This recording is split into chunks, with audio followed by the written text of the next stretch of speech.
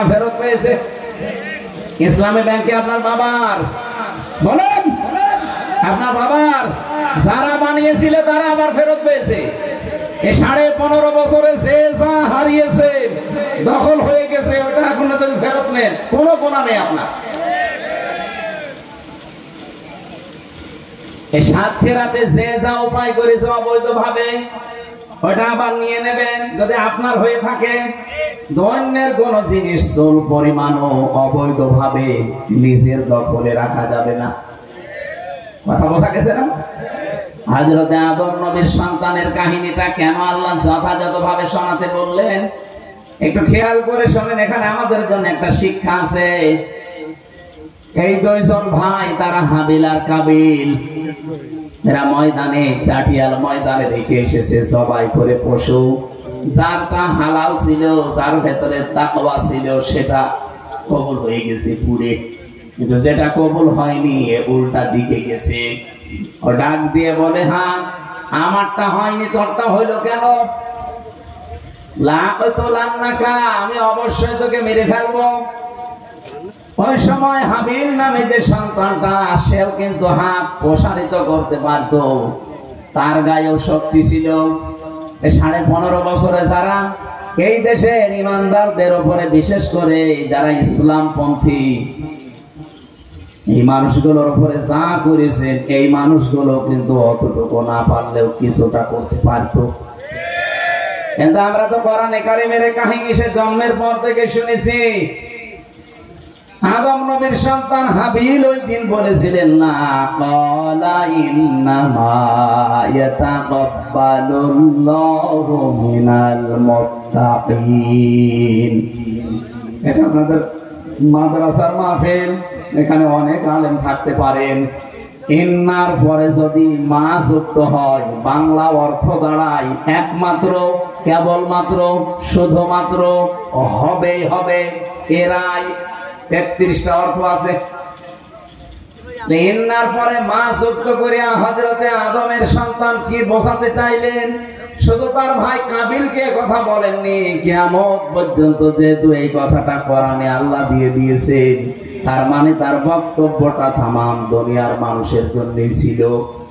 যদিও ভাইকে উদ্দেশ্য করে বলেছিলেন, হে আমার ভাই আপনারটা কবুল হয়নি ওটা আপনার দোষ, আমারটা হয়েছে এটা আপনার আমার নেক নিয়তের কারণে, তাকওয়ার কারণে। আপনি ভালো করে শুনে রাখেন, কেবলমাত্র, শুধুমাত্র, একমাত্র যারা মুত্তাকি তাকওয়াবান এই মানুষগুলোর সম্পদ, এদের ইবাদত, এদের নিয়ত আল্লাহ কবুল করে থাকেন। আর সাতক্ষীরা বাসে আমি এতক্ষণ পর্যন্ত যেটা বোঝানোর জন্য পর্যন্ত আসলাম তার সামারাইজ এইটা, জোর করে কোনো কিছু আল্লাহর দরবারে কবুল করানো যায় না। কবুল করাতে হলে মাস্ট বি ভেতরে তাকওয়া তৈরি করা লাগে। আর তাকওয়া কারে বলে? আমাদের এই উপমহাদেশে আমরা অনেকে আছি যারা তাকওয়া বুঝি শুধু পোশাকের তাকওয়া, লেবাসের না। শুধু লেবাস আর পোশাকের তাকওয়া আসল না, মাস্ট বি এগুলো লাগবে। কিন্তু নবীজি তাকওয়া বলার সময় বলেছিলেন আত-তাকওয়া হাহুনা, তাকওয়া এখানে থাকে। মানুষের অন্তরে যদি আল্লাহ ভীতি তৈরি না হয়, যেহেতু এই জায়গায় ইঙ্গিত দিলেন কেন? এখন বিজ্ঞান প্রমাণ করে দেখছে মানুষের এই 3.5 হাত বডির ভেতরে একটা গোশতের টুকরা আছে। আলা ইন্না ফিল জাসাদি মুদগাতুন ইযা সালাহাত সালাহাল জাসাদু ওয়া ইযা ফাসাদাত ফাসাদাল জাসাদু আলা ওয়াহিয়াল কলব। জেনে রাখো, সাবধান, প্রতিটি মানুষের 3.5 হাত বডির ভেতরে একটা গোশতের টুকরা আছে। ওইটা যদি ভালো হয়ে যায়, ওটা যদি সংশোধন হয়ে যায়, সালুহাত মানে সংশোধন হওয়া, তাহলে পুরা মানুষটাই ভালো হয়ে থাকে। আর ওইটা যদি একবার খারাপ হয়ে যায়, নষ্ট হয়ে যায়, ফাসাদাত ফাসাদাল জাসাদু। ফাসাদ দিলেন কেন? ফাসাদ মানে শুধু বিশৃঙ্খলা না, ফাসাদ মানে শুধুমাত্র অশান্তি না, ফাসাদ মানে নষ্ট হয়ে যাওয়া, ফাসাদ মানে অযোগ্য হয়ে যাওয়া, ফাসাদ মানে অবৈধ হয়ে যাওয়া, যেটা যেখানে রাখা দরকার ওই জায়গায় থাকার যোগ্যতা যদি তার না থাকে, ওইটাকে আমরা বলি নষ্ট হয়ে গেছে, অবৈধ হয়ে গেছে। এই যে মুরগির মুরগির পেটের নিচে যে 8টা 10টা ডিম আমরা দেই, সবগুলো থেকে কি বাচ্চা হয়? হয়তো 2-3টা নষ্ট হয়ে যায়, তখন মুরগির নিচে ওই যেগুলো নষ্ট ওগুলো পা দিয়ে মুখ দিয়ে ফেলে দেয়, কারণ ওখানে থাকার জন্য একটা আলাদা যোগ্যতা লাগে। মুরগি যে তাপটা তার দেহ থেকে, শরীর থেকে এই ডিমগুলোর উপরে ছাড়বে, নষ্ট জিনিসের উপরে সে ছাড়তে পারে না। আপনি মুরগিকে একটু খেয়াল করে দেখেন, নষ্ট হয়ে গেলেও ঠুকিয়ে ঠুকিয়ে ফেলে দেয়। আল্লাহ তাকওয়ার ব্যাখ্যা করতে গিয়ে আধুনিক তাফসীর গুলো আপনারা যদি কেউ পড়তে পারেন, বুঝতে পারেন, যারা আলেম তো বুঝবে আমার আল্লাহ কেন তাকওয়াবানদের সম্পদ, তাদের ইবাদত, তাদের নিয়ত কবুল করে থাকেন। আর এই হাদিস আয়াতের ব্যাখ্যা করতে গিয়ে কেন এই জায়গার নাম বললেন নবীজি? কারণ ফাসাদ, ফাইদা ফাসাদাত ফাসাদাল জাসাদু, শরীরের ভেতরে যে টুকরাটা আছে ওটা যদি ফাসাদ হয়ে যায়, নষ্ট হয়ে যায়, অবৈধ হয়ে যায়, অযোগ্য হয়ে যায়, 33টা অর্থ আছে শব্দের, যা হবে না কেন পুরো মানুষটা তখন খারাপ হয়ে যায়। এই জন্য প্রথমে যার নাম নিলাম, ওই লোকটার অন্তর, ওই লোকটা অযোগ্য হয়ে গেছে, অবৈধ হয়ে গেছে, চেয়ারে বসার যোগ্যতায় মাহফুজ আলমের আর নেই, কারণ সে তার শপথ অলরেডি ভঙ্গ করে অবৈধ হয়ে গেছে। এই জন্য এখন অবৈধ কথাবার্তা বের হচ্ছে তার মুখ দিয়ে। শুধু একটা লোক না, আরো কয়েকটা ক্যান্সার আছে। আমি যেহেতু রেকর্ড হচ্ছে বলে বলছি, সারা বাংলার মানুষেরা সোচ্চার হওয়া লাগবে খুব বেশি। এই ক্যান্সার গুলো যতদিন থাকবে জাতি মাথা তুলে দাঁড়াতে পারবে না। আমরা চাই ওই 14 দল বাদ দিয়ে আমরা যারা এই 15.5 বছরের জুলুম, নির্যাতন, অত্যাচারের স্টিম রোলার খেয়েছি, এই মানুষগুলো এখন আর দুনিয়ার কোন স্বার্থের কারণে বিচ্ছিন্ন হলে হবে না, সব এক হয়ে থাকা লাগবে। নয়তো আপনি আবার এরকম 15 বছর না, একবারে 30 বছর পাবেন, জীবন থেকে যাবেই না। হযরতে আদম নবীর এই সন্তানের কাহিনী আল্লাহ আমাদেরকে শোনাতে বলেছিলেন। এই জন্যে আমরা যদি আজকে নিজেদেরকে পাল্টাতে না পারি, বৈধ হতে না পারি, যোগ্য হতে না পারি, এখানে তাকওয়া শব্দের শাব্দিক অর্থ শুধু জোব্বা গায়ে দিয়ে, পাগড়ি মাথায় দিয়ে নামাজ পড়া না, জিকির করা না। তাকওয়া শব্দের শাব্দিক অর্থ যোগ্যতা। আপনি আধুনিক অভিধানগুলো দেখবেন, এখানে তাকওয়া মানে আল্লাহর ভয় শুধু লেখা নেই, কমপক্ষে 7টা অর্থ পাবেন। 1 নম্বরে তো আল্লাহর ভয়, আর একটা লেখা আছে যোগ্যতা, আর একটা লেখা আছে আল্লাহর নিষিদ্ধ কাজ ঘৃণা করে ছেড়ে দেওয়ার নাম তাকওয়া। আমি যে কথা বলতে চাই, হযরত আদম থেকে যে আরম্ভ হয়েছে, পৃথিবীর প্রত্যেকটি জাতি এখনো পর্যন্ত এটা চলছে। আমরা যেই জায়গায় পৌঁছানো দরকার ওই জায়গায় যদি আজও যেতে না পারি, আল্লাহর কসম আপনাকে আল্লাহ জায়গা মতো তুলবে না। আপনি যে টার্গেটই নেবেন না কেন, ওই টার্গেট পর্যন্ত যেতে পারেন না। আমার কথা ছিল কি মনে আছে আপনাদের? আমরা কি ঘুমাচ্ছে? কি কথা তুলেছিলাম? না না, কথা তুলেছিলাম আমি এইটা যে আমরা যদি কেউ জালেম হয়ে যায়, মনে করি জালেমদের সম্পর্কে আল্লাহ কোনো খবর রাখে না, শুধু হাসিনায় জালেম না, যে যে জায়গায় যাওয়া দরকার ওখানে যদি না যায়, অযোগ্য অবস্থায় ওখানে বসে, সেও একটা জালেম। বলেন, এই 15.5 বছরে অনেকে অনেক চেয়ারে বসেছে, অথচ চেয়ারের পায়া ধরার যোগ্যতা তার ছিল না। এগুলো চেয়ারের সাথে জুলুম করেছে। অনেক প্রতিষ্ঠানের দিকে তাকিয়ে দেখেন, বাংলাদেশের 1628টা চেয়ার ছিল, মেন চেয়ার। এই চেয়ারের আন্ডারে লক্ষ লক্ষ চেয়ারে মানুষ বসেছে, এর ভেতরে এরকম একজনও আছে, কিন্তু এনার তো চেয়ারে বসার যোগ্যতা নেই। ওনার ওই চেয়ারে বসা ঠিকও না, কিন্তু মামা দিয়ে, খালু দিয়ে, টেলিফোন দিয়ে এই জায়গায় বসেছিল, এরকম চেয়ার দেশে নেই। বলেন বলেন, এখন তিনি সেনা প্রধান আছে, এটাও তো এরকমই।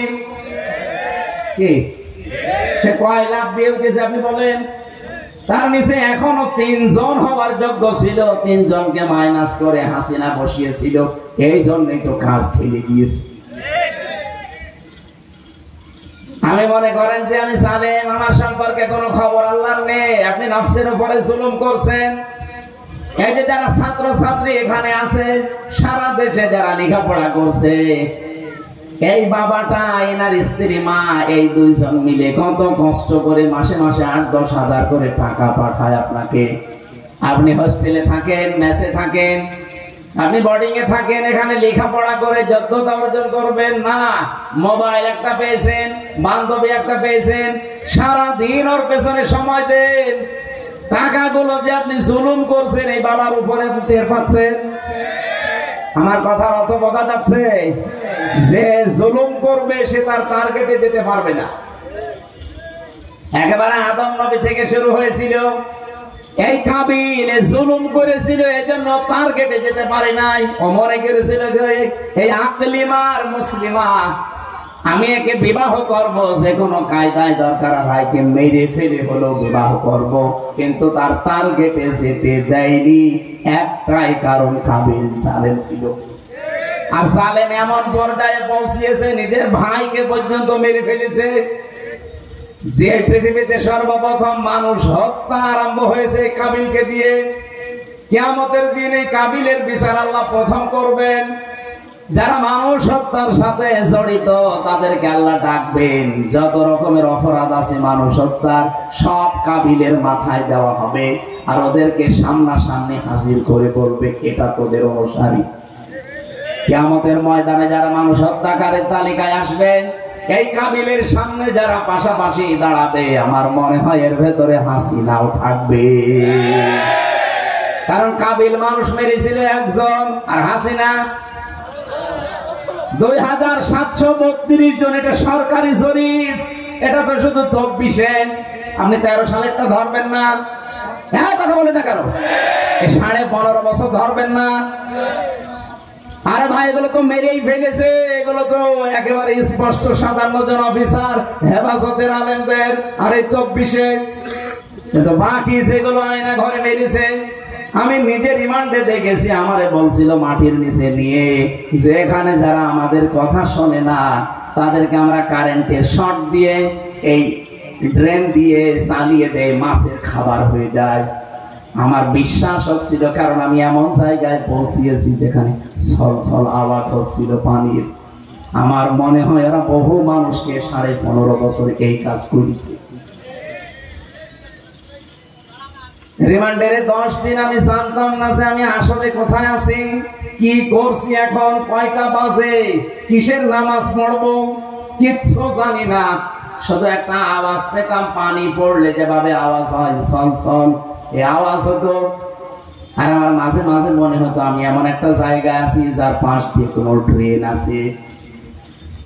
পরবর্তীতে আমাকে সিসি ক্যামেরায় দেখিয়েছে, কারণ এমন জায়গায় নিয়ে এই কানের ভেতরে হাতটা পেছনে দিয়ে, পায়ের সাথে বেড়ি লাগিয়ে, মাথায় কালো কাপড় দিয়ে, কাপড়টা পরবর্তীতে নিয়েছে খুলে দেয়। কিন্তু গোপন কোন অফিসার যদি আসে তখন আর খোলে না। এই 3 বছরের ভেতরে যে আয়না ঘরে ছিলাম, যে কয়েকদিন আমি দেখেছি, ওই গুরুত্বপূর্ণ সময়গুলোতে ওরা গোপন অফিসারকে আমার দেখতে দেয়নি। ওরা কালো কাপড় দিয়ে চোখ বেঁধে রাখতো। কিন্তু বাকি যে সময়গুলো ছোটখাটো অফিসার আসতো, যখন চোখটা খুলে দিয়ে বলতো আপনি এখনো আছেন, জীবিত আছেন এবং ডাঙ্গায় আছেন। কিন্তু ডাঙ্গায় মানে ওটা মাটির নিচে ঘর। সিঁড়ি দিয়ে মানুষ কোথায় ওঠে বলেন বলেন? আর সিঁড়ি দিয়ে যদি আপনাকে নিচে নামাই, আমার সিঁড়ি দিয়ে নিচতলা থেকে আবার নামাইতো নিচে, তার মানে মাটির নিচে। আর আমার নিজেরা বলতো, যা যা লিখে দিচ্ছি এগুলো যদি আদালতে না বলেন তাহলে আপনাকে এরকম শর্ট দিয়ে মাটির সাথে মিশিয়ে দেব, অথবা মাছের খাবার হয়ে যাবে।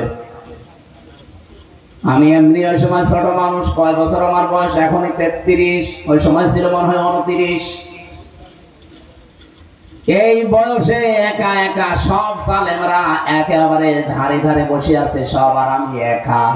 কত নিরপরাধ, মানে কত কি অসহায়, কত অসহায় লাগে। নিজেকে একটু নিচে দাঁড় করান তো ওই জায়গায় আপনি মনে করেন আমি ওই জায়গায় আছি, কেমন লাগে আপনার দেখেন তো।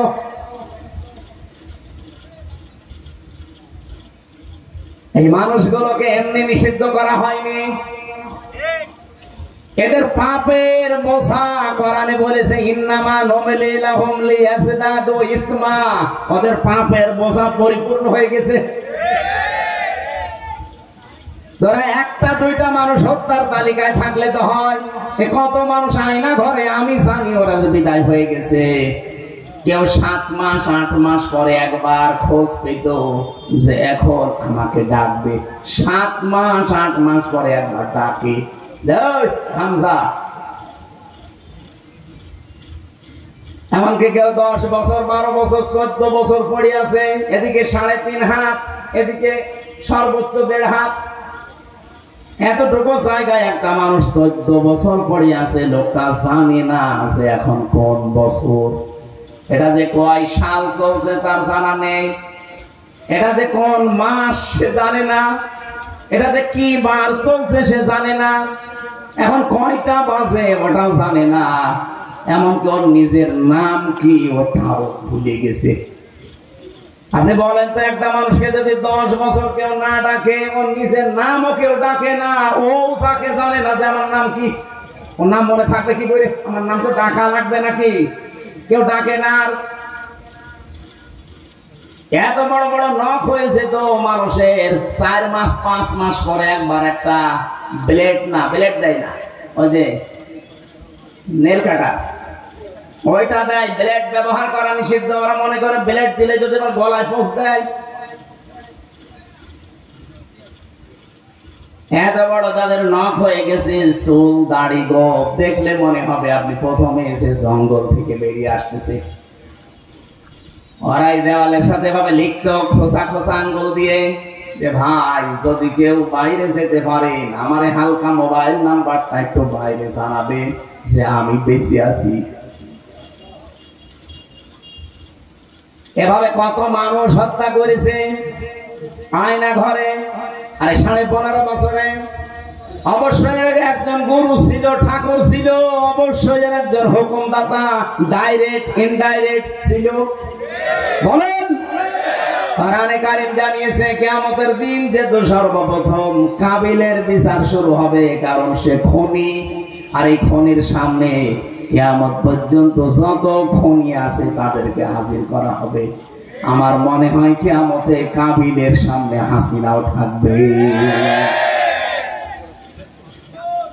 এখানে কাবিলের আশা আমার আল্লাহ পূরণ করেনি, সে পর্যন্ত যাবে, ও পর্যন্ত আল্লাহ তারা যেতে দেয়নি, ওকে আল্লাহ পরবর্তীতে ধ্বংস করে দিয়েছে। এখান থেকে কি বুঝলেন আপনি? এই পৃথিবীর নিয়মটা এই, কেউ যদি জুলুম করে, জুলুম করলে আল্লাহ তাকে ওর জায়গা পর্যন্ত যেতে দেয় না, তাকে আগেই লেজ কেটে দেয়। এখানে ইন্না শানিয়াকা, বলেন বলেন ইন্না শানিয়াকা ওয়াল আবতার, হে নবী ওরাই নির্বংশ হয়ে যাবে। বাস্তবতা এইটাই দেখেছি।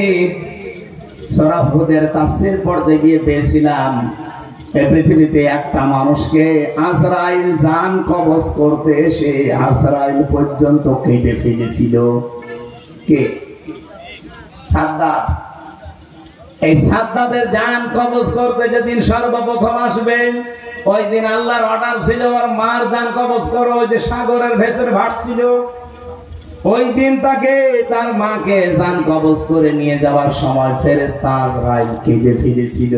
যে মাসুম বাচ্চাটা এ সাগরের ভেতরে তক্তায় ভাসতেছে, এই অবস্থায় যদি তার মাকে এখন আমি নিয়ে চলে যাই, এ বাচ্চার কি হবে? আল্লাহ বলেন কি হবে ওটা তোমার বিষয় না, ওটা আমার বিষয়, নিয়ে আসো ওর মাকে। এই দিন আজরাইল কেটে ফেলেছিল। এটা তাফসীরে তাবারীর ভেতরে পাবেন। দ্বিতীয় নম্বরে আজরাইল কেটেছিল এই লোকটাকে সেদিন ও জান্নাত উদ্বোধন করবে, সেই দিন জান্নাতের মেন গেটে ফেরেশতা আজরাইল ফকিরের বেশে বসে আছে, ডাক দিয়ে বলে আমার সাথে একটু কথা বলা লাগবে। সাদ্দাত বলেছে কে তুমি, এখানে আসলে কি করে? মানে কানটা একটু নিচে করেন ঘোড়ার পিঠ থেকে, কানে কানে বলতে চাই। কান যেই নিচে করে দিয়েছে, মুখ নিয়ে বলছে আমি কিন্তু দুনিয়ার সাধারণ কোন ফকির না, আমি ফেরেশতা আজরাইল। আমি এসেছি তোমার জান এই মুহূর্তে কবজ করার জন্য। সাদ্দাত ওই দিন বলেছিল, ফেরেশতা আমার একটু সময় দাও, আমি 20 বছর কষ্ট করে 22,000 শ্রমিক কাজে লাগিয়ে আমার আয়ত্তে যত সোনা রূপা ছিল সব কিছু জান্নাতের ভেতরে সাজিয়েছি, শুধু আমি একটু এক নজর দেখবো আর চলে আসবো, এরপরে জানটা কবজ করে নিও। ফেরেশতা আজরাইল ওই দিন এই কথাই বলেছে, এইদিকে তাকান, এই কথাই ওই দিন বলেছিল, ইযা জাআ আজালুহুম লা ইস্তাখিরুনা সাআতাও ওয়া লা ইস্তাকদিমুন। এই পৃথিবীতে প্রত্যেকদিন মানুষের জন্য, জীবের জন্য হায়াত নির্ধারণ করা আছে। সময় যখন হয়ে যাবে, ওই লোকটা 1 সেকেন্ড আগেও মরবে না, 1 সেকেন্ড পরেও মরবে না। সুতরাং সময় আমার হাতে আর নেই। তুমি জান্নাত ঘুরে এসে তারপরে ধরা দেবে না, জান্নাতের মেইন গেটেও ঢুকতে পারবে না। ও জান্নাতের মেইন গেটের যে চৌকাঠ ছিল, ওই চৌকাঠে পা দেওয়ার আগে ঘোড়ার পিঠ থেকে পড়ে গেছে, জান শেষ। তাফসীরে মুফাসসির এখানে লিখতে চেয়েছেন, আমি বললাম তাবারিতে আছে, আপনি একটু বাড়ি যেয়ে যদি পারেন দেখেন শিক্ষার জন্য। মুফাসসির বলেন তার যে এত আশা, এত আকাঙ্ক্ষা, এত কষ্ট সহ্য করে বানানো জান্নাত, সে আজকে প্রবেশ করতেও পারে না, উদ্বোধন করতেও পারলো না। কেন জানো? কারণ জান্নাত বানাতে গিয়ে যত জুলুম, অত্যাচার, নির্যাতন দেশের মানুষের উপরে করেছিল, তার ভেতরে একজন বিধবা মেয়ে লোক ছিল।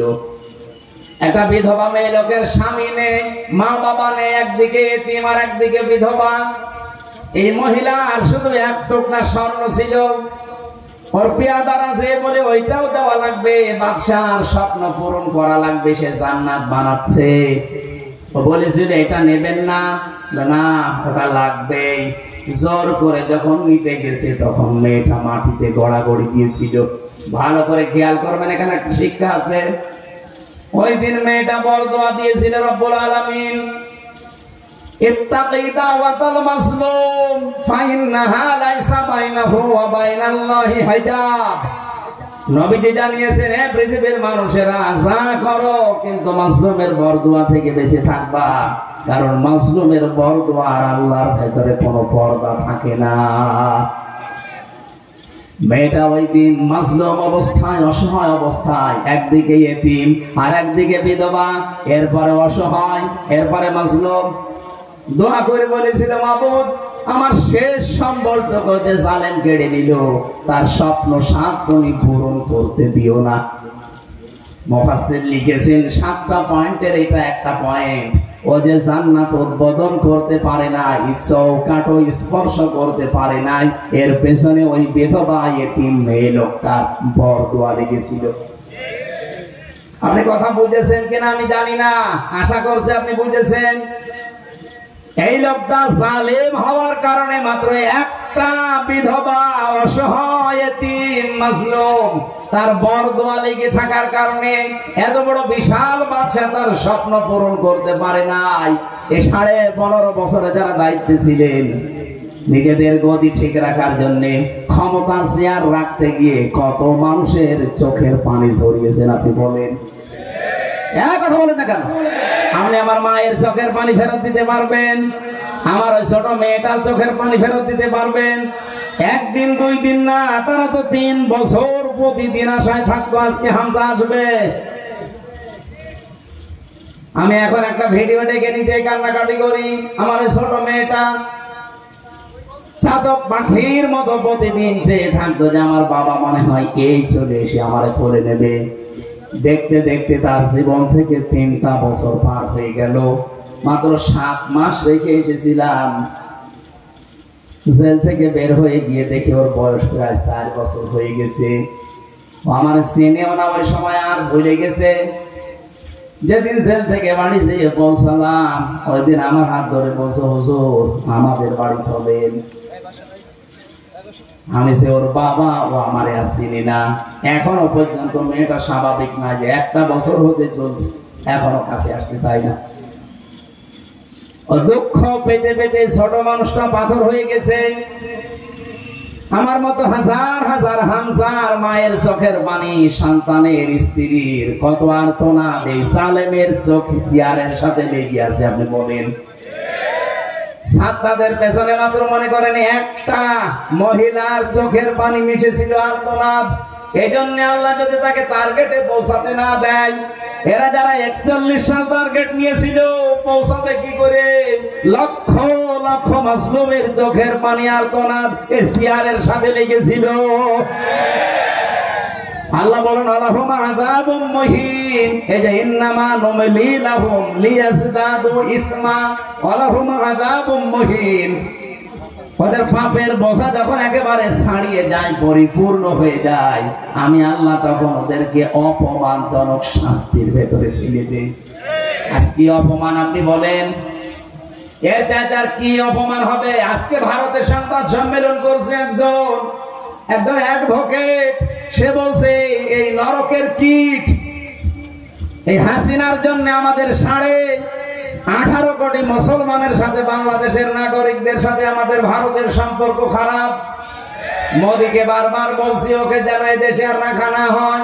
দুনিয়ার কেউ ওকে নেয়নি, আমেরিকা নেয়নি, ব্রিটেন নেয়নি, রাশিয়া নেয়নি, ওরে আমরা নেব বন্দুককে।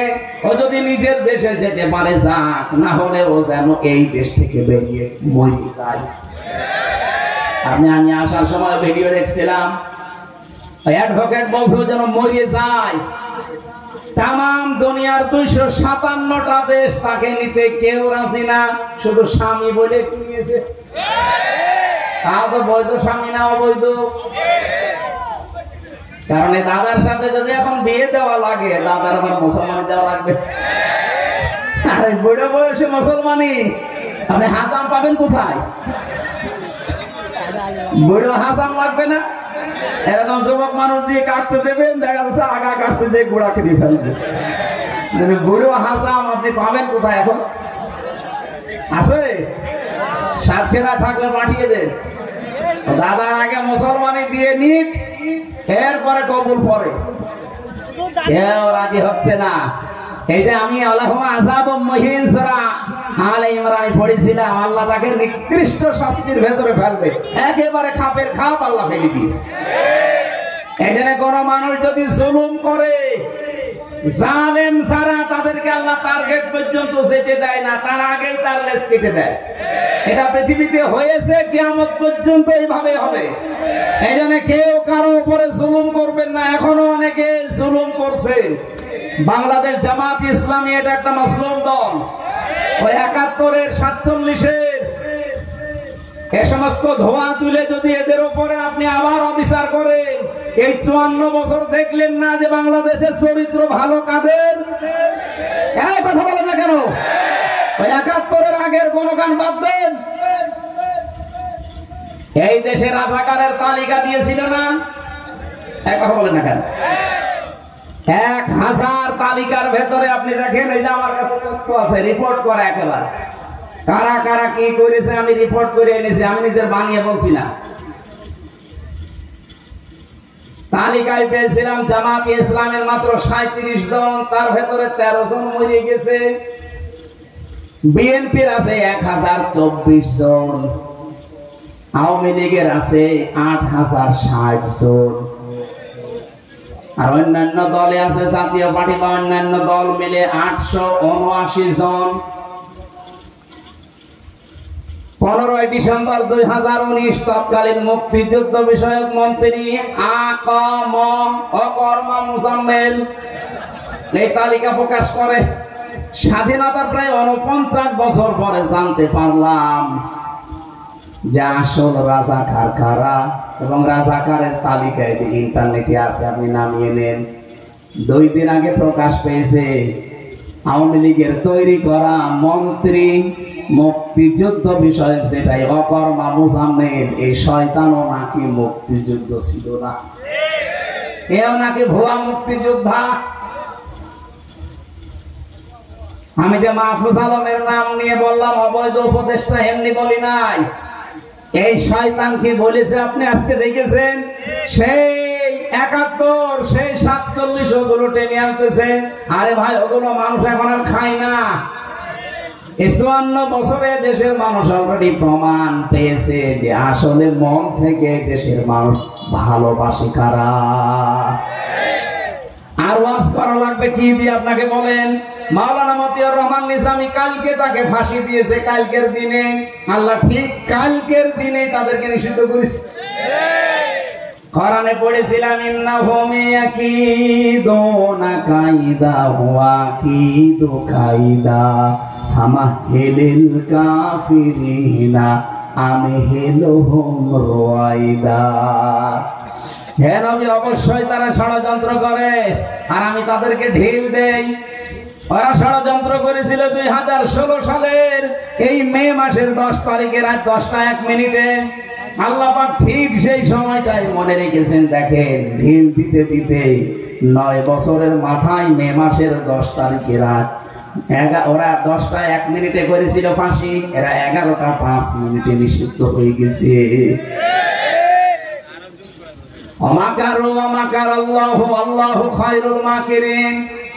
ওরা মকরবাসী করে, ষড়যন্ত্র করে, আর আমি আল্লাহ নিজে কৌশল করি।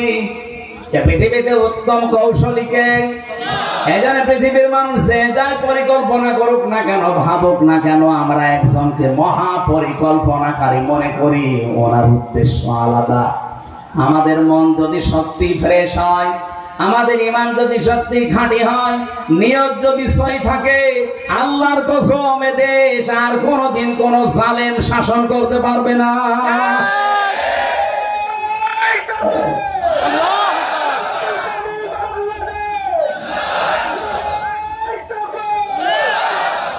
আপনারা যদি মন খারাপ করেন যে না, নাম বললো কেন, আরে ভাই, এটা প্রমাণ বাংলাদেশে অলরেডি হয়ে গেছে। মাওলানা মতিয়ার রহমান নিজামী মন্ত্রী ছিলেন, শুধু এমপি না, মন্ত্রী ছিলেন। মন্ত্রীর চেয়ার 5 বছর চালিয়ে 36 টাকা রাষ্ট্রকে ফেরত দিয়েছে। এর চাইতে আর কি প্রমাণ লাগবে বাংলাদেশে আপনার কাছে বলেন? আমরা তো সবাইকেই দেখেছি। আরে আমার নাই 33 বছর, আমি নাই সব না দেখলে এ মুরব্বী তো দেখেছে। জিজ্ঞাসা করে দেখেন তো, এই 54 বছরে যারাই গেল পর পর 1972 সালের 10 জানুয়ারি থেকে 74 সালের 15 আগস্ট পর্যন্ত, এই যে 2 বছরে 40,000 মামলা হয়েছিল বাংলাদেশে। কিন্তু জামাত ইসলামের একজনের বিরুদ্ধেও কোনো মামলা আপনি দেখাতে পারবেন না। তখন কিছুই বললেন না কেন? কি শক্তি আপনাকে বাধা দিয়েছে আপনাকে বলা লাগবে? আমি যা তথ্য বলছি সব নিজে পড়েছি, ইতিহাস। 1972 সালের জানুয়ারির 10 তারিখের সকাল 11টা থেকে তালিকা শুরু হয়।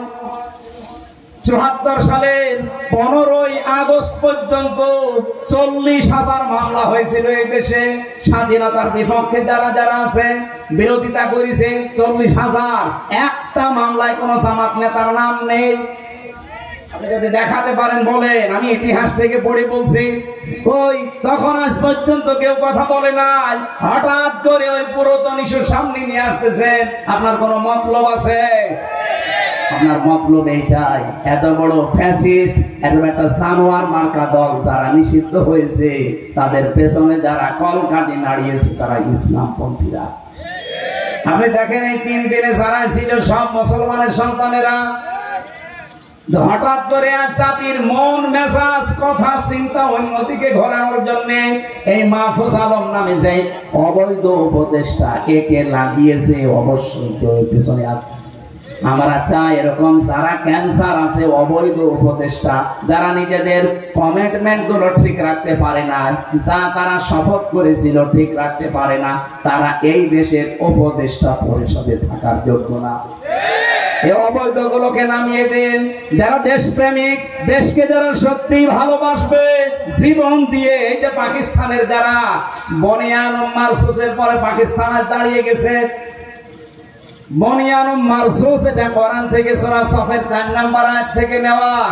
আল্লাহ বলেন, ইন্নাল্লাহা ইউহিব্বুল্লাযীনা ইউকাতিলুনা ফি সাবিলিহি সাফফান কান্নাহুম বুনিয়ানুম মারসুস। অবশ্যই আমি আল্লাহ ভালোবাসি যারা শেষা গলা প্রাচীরের মতো আমি আল্লাহর জন্য জিহাদের ময়দানে সশস্ত্র দাঁড়িয়ে যায়। এখানে শুধু দাঁড়িয়ে যাওয়া না, সশস্ত্র দাঁড়ানোর কথা আছে। কান্নাহুম বুনিয়ানুম মারসুস, যারা সশস্ত্র একেবারে সীসা গলা প্রাচীরের মতো দাঁড়িয়ে যায়। পাকিস্তান 3 দিনে এত বড় জায়গায় এমনি পৌঁছায়নি। আপনি ইতিহাসগুলো 3 দিনের দেখেন।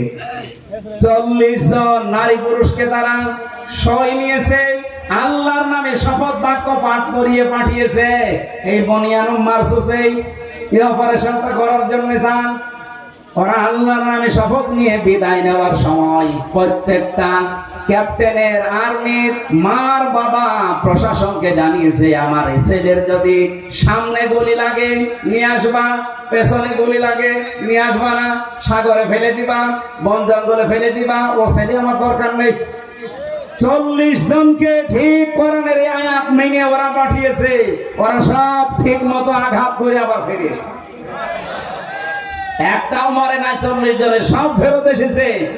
মাঝখান থেকে গরুর মদ খাওয়া আর এই শুকর খাওয়া সাথী একটা একটা করে সব বিড়ালের মতো কুকুরের মতো মরে পড়েছিল। এমনি নমস্কার দিয়েছে।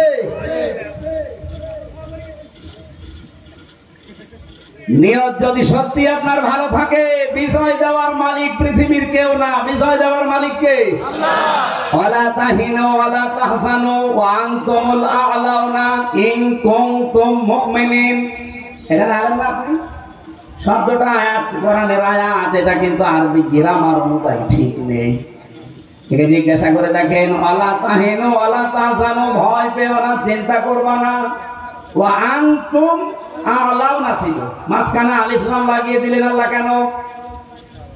আরবি গ্রামার আমরা যারা পড়ি, পড়াই, বুঝি, বোঝাচ্ছি মানুষদেরকে, জিজ্ঞাসা করে দেখবেন গ্রামার অনুযায়ী বালাগাত মান থেকে আয়াতটা ভুল। কারণ মুবতাদা যদি সবসময় মারিফা হয়, খবর হবে বিপরীত না কেরা। অথচ আল্লাহ আনতুম এটা মুবতাদা, এটা মারিফা, আ'লাউনা এটা খবর, অথচ আলিফ লাম দিয়ে এটাও মারিফা করে দিলেন। আরবি গ্রামারে বলা হয় খবর যদি কোন সময় মারিফা হয়ে যায় তাহলে ইফিদুল হাসরা, হাসরের ফায়দা দেবে, বাংলা অর্থ দাঁড়াবে হবে, শেষে হাসাই লাগাতে হবে না, তো আপনি অর্থ মিলাতে পারবেন না। আল্লাহ বলেন কোন চিন্তা নেই, কোন ভয় নেই, বিজয়ী তোমরা হবে যদি মুমিন হতে পারো। ওদের ভেতরে যে ঈমান ছিল আর ওদের যে আকাঙ্ক্ষা ছিল, 3 বছর 9 বছর লাগে নাই, মাত্র 3 দিনে আল্লাহ তাদেরকে বিজয় দিয়ে দিয়েছে। যে সৈন্যটা মরেছে পাকিস্তানের ক্যাপ্টেন, তার বাবা বলেছিল যদি সামনে গুলি লাগে নিয়ে আসবা, পেছনে লাগলে নিয়ে আসবা না। তাকে নিয়ে আসার পরে মাটি দেবে, ওর বাবা বলেছে দাঁড়ান। আমি বলেছিলাম না আমার ছেলেকে নিয়ে আসবেন না যদি পেছনে গুলি লাগে? বলে চাচা আফসোস করবেন না, আপনার ছেলের গুলি পেছনে একটাও লাগে নাই, সামনে গুলি লেগেছে 22টা। এরকম মন নিয়ে বাংলাদেশে এখন হাজার হাজার এরকম ক্যাপ্টেন দাঁড়িয়ে আছে। যতই মিথ্যাচার করেন, যতই উল্টা পাল্টা দোষ লাগিয়ে দেন, কিচ্ছু করতে পারবেন না। এ দেশ ইনশাআল্লাহ ইসলামের হাতে চলে আসবে। আমি আন্দাজে কিচ্ছু বলি না ভাই। আগস্টের 5 তারিখের আগের রিপোর্ট, এই দেশে মাত্র 100 জনের 15 জন বলতো আমরা এই দেশে ইসলাম চাই। এই কথা বলছেন না কেন? আপনি জরিপগুলো দেখেন, আন্তর্জাতিক যে জরিপ আছে, 100 জনের মাত্র 15 জন বলতো আমরা ইসলাম চাই। এখন 100 জনের 77 জন বলছে আমরা এই দেশে রাষ্ট্রীয় ভাবে ইসলাম চাই। আওয়ামী লীগ এমনি নিষিদ্ধ হয়েছে, 100 জনের 77 জনে চলে গেছে। 66 জন ছিল 1 তারিখে, আজকে কয় তারিখ? 11 তারিখ। মাত্র এই 10 দিনের ব্যবধানে 77 জন হয়ে গেছে। আপনি আর কিছুদিন যেতে দেন, আমার তো মনে হচ্ছে বাংলাদেশের 100 জনের 100 জন মানুষ বলবে আমরা এই দেশে ইসলাম চাই। আজকের আলোচনার বিষয় যেহেতু বলেছিলাম গিরিপথ, আমি জালেমদের ওই বিষয়ে আর গেলাম না। আমি আশা করি আপনারা বুঝেছেন। কেউ যদি জুলুম করে তাকে টার্গেটে যেতে দেয় নাকি? কারণ সে টার্গেট কার? আল্লাহ। এটা আছে সূরা সূরা 25 নম্বর পারা 6 নম্বর পৃষ্ঠা 13 নম্বর লাইনের 42 নম্বর আয়াতে আছে, ইন্নামাস সাবিলু আলাল্লাযিনা ইয়াজলিমুনান নাস। অবশ্যই আমি আল্লাহ মামলা দেব তাদের বিরুদ্ধে যারা মানুষ হয়ে মানুষের উপর জুলুম করে। সুতরাং আগামীতে যারা চেয়ারে বসবেন, কারা আসবেন আমরা জানি না, জুলুম করবেন না, আপনিও কিন্তু টার্গেট হয়ে যাবেন কার? আর আল্লাহর টার্গেটে পড়লে যত 41 সাল 71 সাল টার্গেট নেন, জীবনেও পর্যন্ত সেটা বলেন বলেন। সুতরাং জালেমদের সম্পর্কে আল্লাহর খবর আছে না নেই? আমরা আল্লাহর উপর ওটা ছেড়ে দিলাম। আজ বাংলাদেশে বহু মানুষ এমন এখনো পর্যন্ত মনে করে যে আমি নামাজ পড়ি, রোজা রাখি, পাগড়ি গায়ে পাগড়ি পরি, আমি তাহাজ্জুদের নামাজ পড়ি, দান সাদকা করি, এই তো হয়ে গেল। আবার দলদারি করা লাগবে, আবার ওই কঠিন পথে যাওয়া লাগবে। আল্লাহ সেটাই জানিয়েছেন, সফল হতে চাও উলাইকা আসহাবুল মাইমানা, যদি সৌভাগ্যশালী হতে চাও, সফল হতে চাও, এই উপরে বর্ণিত কয়েকটা কাজ জীবনের সাথে মিলিয়ে নাও। আল্লাহ রাব্বুল আলামিন কয়েকটা নিয়ামতের কথা আমাদের প্রথমে স্মরণ করিয়েছেন, এরপরে দিয়েছেন ফালাকাতা হামাল আকাবাতা ওমা আদরাকা মাল আকাবা। আমি যাব ব্যাখ্যায়, আগে দেখি কয়েকটা নিয়ামত। আলাম নাজআল্লাহু আইনাইন ওয়া লিসানান ওয়া শাফাতাইন ওয়া হাদাইনাহুন নাজদাইন। রাব্বুল আলামিন বলেন, মানুষকে আমি কি দুইটা চোখ দেইনি? আলাম নাজআল্লাহু আইনাইন, দুইটা চোখ কি আমি দেইনি? চোখ কেন দিয়েছেন আল্লাহ? শুধু দেখার জন্য? আল্লাহ রাব্বুল আলামিন চোখের জন্য যত কথা কোরআনে কারিমে দিয়েছেন, দুইটা আরবি আমি চোখের ব্যাপারে পেয়েছি। চোখ দিয়ে মানুষ যেহেতু দেখে, দেখার গুরুত্বপূর্ণ আরবি হচ্ছে নাজারা আর র মানে নরমাল ভাবে কোনো কিছু দেখা, আর নাজারা মানে গবেষণা করে দেখা। আল্লাহ দুইটা ব্যাখ্যা এখানে দিতে চেয়েছেন। মানুষকে একটু চিন্তা ভাবনা করে না তার চোখটা নিয়ে, যে কি দিয়ে আমি আল্লাহ চোখটা বানালাম। বিজ্ঞান এখন প্রমাণ করছে আমাদের এই চোখের ভেতরে পুরাটাই পানি। পুরাটাই কি? 5টা জিনিস আপনি এর ভেতরে এখন পাবেন। চোখ খোলেন, এর ভেতরে মনি আছে, লেন্স আছে, লেন্স আছে, ইকুয়াল আছে, লিফ ইকুয়াল আছে। পৃথিবীতে আল্লাহ চোখের ভেতরে ছোট্ট একটা কালো জায়গা তৈরি করে রেখেছেন। এত বড় একটা ছোট্ট ক্যামেরা, ওই কালো জায়গাটা বিজ্ঞান এখন জানিয়েছে তাম দুনিয়া যদি আপনি চোখ দিয়ে একবারে দেখেন, এরপর ওই কালো জায়গাতে আরো জায়গা ফাঁকা থাকবে। তাম দুনিয়া যদি দেখেন, এরপরও জায়গা ফাঁকা থাকবে। চোখে আল্লাহ এমন লেন্স লাগিয়ে দিয়েছেন। আল্লাহ বলেন, মানুষকে একটু নজর করে না তার চোখের দিকে? কত কিছু আমি তাকে দেখার সুযোগ করে দিয়েছি। তাকাও আমার আসমানের দিকে, জমিনের দিকে। আফালা ইয়াতাদাব্বারুনাল কুরআনা মা'আলা কুলুবিন আকফালুহা। সর্বোপরি আমার কোরআন কি তারা একটু দেখে না, ভাবে না, চিন্তা করে না? তার মানে এটা দেখলেই তো আপনি চিন্তা করবেন, ভাববেন। এটা দেখে না, এটা চিন্তা করে না, ভাবে না, নাকি ওদের অন্তর তালাবদ্ধ হয়ে গেছে? ইন্না ফি খালকিস সামাওয়াতি ওয়াল আরদ ইখতিলাফিল লাইলি ওয়ান নাহার লা আয়াতিল লিউলিল আলবাব। আসমান জমিনের দিকে একটু তাকাতে পারো না? আমি এগুলো তো অনর্থক বানাইনি। এর ভেতরে চিন্তাশীল যারা, এদিকে তাকালে তাদের চিন্তার খোরাকি মিলবে। আমি আল্লাহ তাদেরকে সবচেয়ে গুরুত্বপূর্ণ দুইটি জিনিস পুরা শরীরের ভেতরে, তার নামই চোখ। এই চোখের দিকে একটু যেন সে নজর করে। চোখে আবার নজর করে কি করে? চোখই তো মানুষকে নজর করে দেখবে, তাকাবে, যে চোখের ভেতরে আবার নজর কি? আফালা ইয়ানজুরুনা ইলাল ইবিলি কাইফা খুলিকাত। নাজারা শব্দের ব্যাখ্যা বলছিলাম না, শুধুমাত্র দেখার নাম নাজারা না, গবেষণা করে দেখার নাম নাজারা। উঠের দিকে আল্লাহ তাকাতে বললেন, নজর দিয়ে গবেষণার দৃষ্টিতে একটু তাকাও, কেমন ভাবে মরুভূমির জাহাজ বানিয়ে রেখেছি। একটা একটা করে এখানে প্রায় আমি 89টা জিনিস পেয়েছি তাফসীরে। শুধু এই যে নাজাআল্লাহু আইনাইন, আপনি চোখ দিয়ে কি কি দেখতে পারেন আর কি কি নিতে পারেন ওখান থেকে। লিসানা ওয়া শাফাতাইন, আমি কি মানুষকে একটা জিহ্বা দেইনি, ঠোঁট দেইনি, এটা দিয়ে মানুষ কথা বলে। বিজ্ঞান এখন প্রমাণ করছে জিহ্বার ভেতরে আমার আল্লাহ 4500 আচ্ছাদন স্তর দিয়ে রেখেছেন। আপনি যদি 4500 খাবার একবারে জিহ্বার উপরে দিতে থাকেন, একটার পরে একটা, জিহ্বা স্বাদ নিতে নিতে বলতে পারবে এইটার এই স্বাদ, এইটার এই স্বাদ।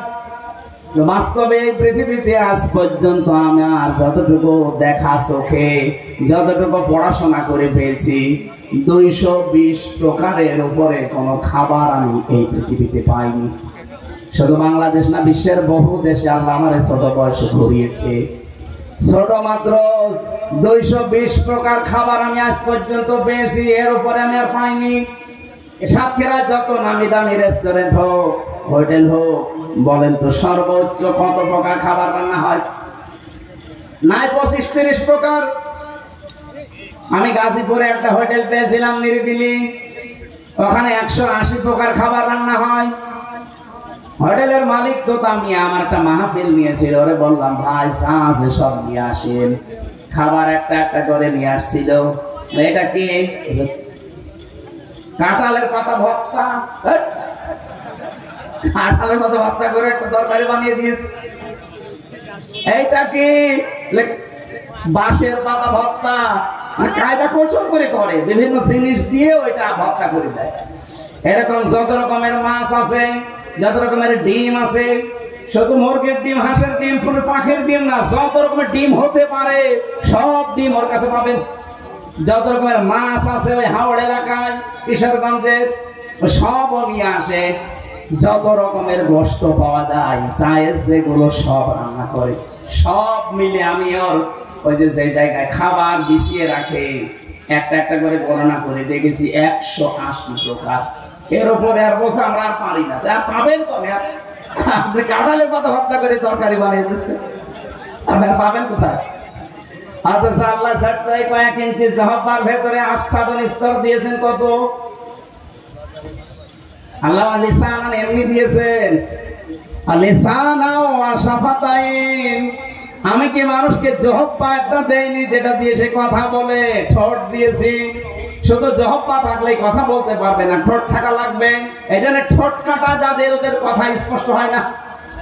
এই কথা বলছে না কেন? ঠোঁট কাটা যাদের, এমনকি জিহ্বা যদি কার একটু ছোট হয়, কথা বেজে যায়, গোংড়ানো ভাব হয়। আল্লাহ বলেন তোরটা তো ভাবে ছোট করিনি, তোর ঠোঁট আমি কেটে দেইনি। ঠোঁট দিয়েছি 2টা, জিহ্বা দিয়েছি একটা, কথা বলার মতো যোগ্যতা দিয়েছি। এমনকি অনেকের ঠোঁট আছে, জিহ্বা আছে, সব পরিপূর্ণ মাপ আছে, কিন্তু কথা বলতে পারে না। বাক শক্তি আল্লাহ রুদ্ধ করে দিয়েছে। যাদের দিয়েছে আল্লাহ তাদেরকে নিয়ামতটা স্মরণ করিয়েছেন। ওয়াহাদাইনাহুন নাজদাইন, আমি তোদের জন্য 2টা পথ বাতলিয়ে দিয়েছি, ঘোষণা দিয়েছি, একটা ভালো একটা মন্দ। এই পথগুলোর কথা বলতে বলতে আমার আল্লাহ এবার আলোচনার ধরন পাল্টিয়ে ফেলেছেন। ফালাক্তাল হামাল নাকাবাতা ওয়া মা আদরাকা মাল নাকাবা। হে নবী, আপনাকে কিসে জানাবে? ওই ঘাঁটি সম্পর্কে, ওই গিরিপথ সম্পর্কে, যেই গিরিপথ মাড়ি দিয়ে জীবনের সফলতা নিয়ে আসা যায়। এবার আমার আসল কথা শুরু হচ্ছে। বাংলার মানুষ সহ বিশ্বে যারা শুনতেছেন, যদি সফল হতে চান, শুধু নরম কাজ, আমি নামাজ পড়ে, রোজা রাখি, জিকির আজকার করে, দান সাদকা করে, টুপি মাথায় দেয়, আমার তো হয়ে গেছে না। আপনি সফল হতে হলে গিরিপথ মাড়ি দেওয়া লাগবে, ঘাঁটি অতিক্রম করা লাগবে। আল্লাহ সেই ঘাঁটিটার কথা জানিয়েছেন। ওমা দরাকা মাল হতমা। হে নবী, আপনি কি জানেন ওই ঘাঁটি কি? ফাক্কু রাকাবা, সেটা হচ্ছে দাস মুক্তিকরণ। এইদিকে তাকান। এই বাংলাদেশে যারা সফল হবে, যাদের সফলতার চাবিকাঠি আল্লাহ বলেছেন, তারা হচ্ছে ওই মানুষ যারা মানুষকে দাস মুক্ত করার চেষ্টা করে। দাস মুক্ত মানে এই পৃথিবীতে মানুষ আমরা দাস কার? আরো জোরে। আল্লাহর দাসত্ব বাদ দিয়া যারা মানুষ হয়ে মানুষের দাসত্ব করেন। কত মানুষের দাসত্বের গোলামীর জিনজির আমাদের গলায় পরিয়ে দেওয়ার জন্য অনেকে চেষ্টায় আছে। এই ভারত এই 54 বছর এইটাই করেছে। আমরা যেন তাদের আজ্ঞাবহ হয়ে থাকি না। এই বাংলাদেশে আজ তারা সফলতার মুখ দেখবে যারা মানুষকে মানুষের দাসত্ব থেকে মুক্ত করে আল্লাহর দাসত্বে নিয়ে আসার চেষ্টা করছে। আমার কথার অর্থ বোঝা গেছে? 2 নম্বরে কি?